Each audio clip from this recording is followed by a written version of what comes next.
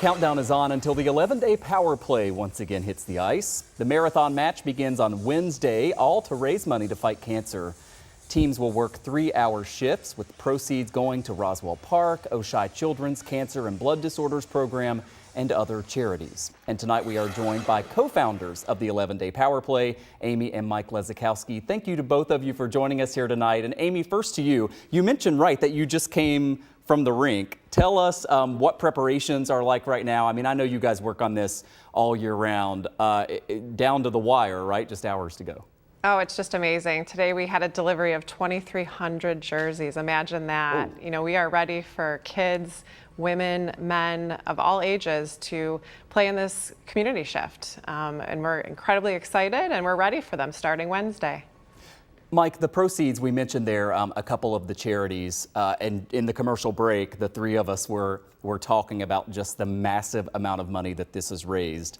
You are heading toward that $10 million mark, and I wonder, update us on kind of where you are and what goals you have here, but could you have ever imagined that would be like even just in the ballpark? No, yeah, it's amazing. The first year we were absolutely astounded to raise $1 million, and that was 7 years ago. Now we're on year 7. We've raised over $1.2 million this year, and if we get to our goal, which is $1.6 million, we'll exceed $10 million in 7 years. So it's pretty amazing. Our community is ridiculously generous, and we couldn't be happier. So let's get to that $10 million. Absolutely, for everyone watching.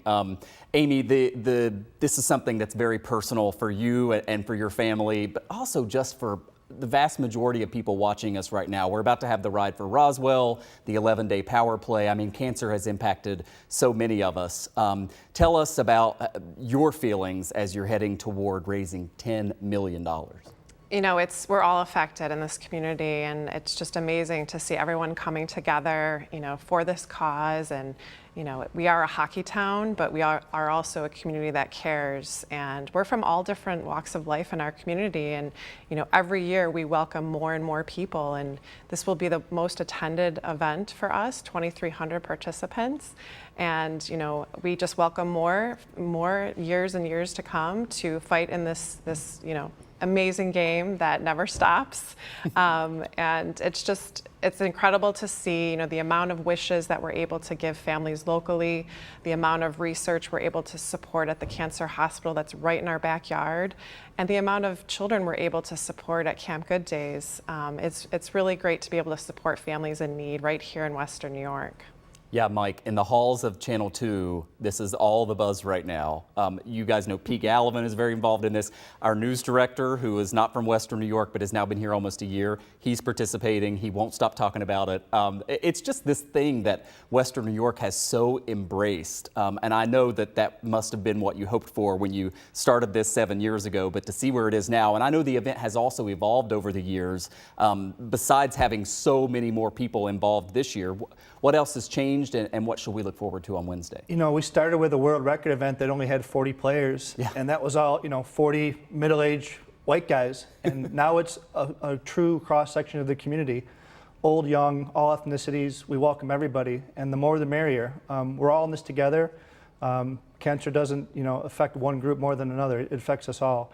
And we welcome this event to continue to grow.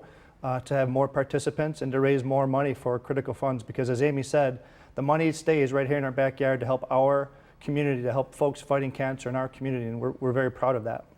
Yeah, Amy, I've got a little over a minute left here. You mentioned Camp Good Days, we talked about Roswell Park, but for people who are thinking about donating here, walk us through a little bit more about how the money is spent. You know, we've been able to give $5 million to Roswell Park in the fight against cancer. I mean, immunotherapy is the new targeted treatment along with chemotherapy that can really support any type of cancer. And the amazing work that's going on at the new 11-day Powerplay cell therapy lab at Roswell Park is making strides that need to happen. And we've been able to send over 500 children to camp for free, and we've been able to support more than 200 wishes here locally. And we're not stopping. Yeah. Mike, real fast, if someone is watching right now and maybe isn't a hockey player but wants to help out, what should they do? You know, at this point, come on down. Lecom Harbor Center is right downtown, right next to the water. As before we came on the radio, on the show, it's been 80+ degrees. It's a nice little break from the hot weather. Come on down, have a snack, and root on your favorite player, and maybe even see a celebrity like Pete Galvin there. Absolutely. It is fun to watch, even if you're not out on the ice. It is something to behold. Congratulations to both of you, Amy and Mike Lesakowski. Thanks so much for coming in, and I hope you get some sleep by the time this thing is done. I know before then it's going to be rough for you. Busy time. Thanks for having us. Thank you, guys.